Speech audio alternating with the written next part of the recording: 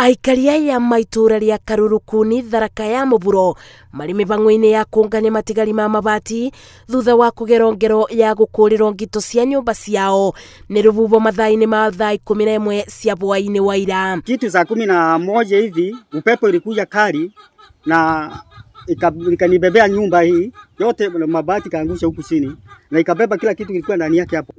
Ndegwe tankare yeyete pu ndonie ke bubani ngiuki nkinyamochie no akandonie nyomba yango konera keto kiumia tikethiru yatho kwike bubani ya ingiriteto kuingiritio yatho kietangi yare nene raritangirie na 500. Mathaa-ini ma bwaini ni rio ndu uyu ramabanikeire na marauga rurakuire irio nguo gwata mabuku ma ciana nao maratigo nyumba cia utheri kuria marire makibebo ni mbebo na kathuthui. Hata vitabu ya watoto na nguo ilienda na upepo. Sasa saa hii tuko na watoto nyumbani. Mimi jirani wa karibu sana nisikie huyo mama akilia akipiga nduru akisema nimfungulie nyumba ingize watoto.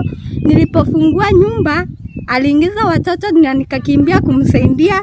Hakuna kitu chochote tulitoa kwa hiyo nyumba kwa sababu upepo ulikuwa kali. Kuri aria matena bota kuera na mabati ma nyumba ciao mugite mari na ibinda ririto ria kwanjiriria muturire weru amurito wa muturire no mabinyereirie.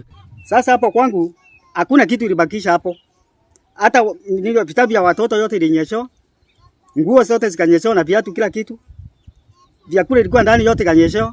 Sasa hapo mambo imeharibika kabisa. Yacoka ya mora nyomba ya morwa kona ni ya nyamonge ya unua robaro unua nyomba enu ya ngoko ya korokua ya tera nyomba ya mbori. Ningeomba tu wakati wa mvua tuongezee upande wa miti na ndiposa kwa wakati upepo kama inakuja iweze kuzuia upepo isi karibu. Riu aikari ya matigeto mari na kibarua kiritu gia kwethera ciana ciao gia kuria gwata gwa gukoma. Ngiribotera Inooro TV njetago Masi wadia wa Mũrĩithi.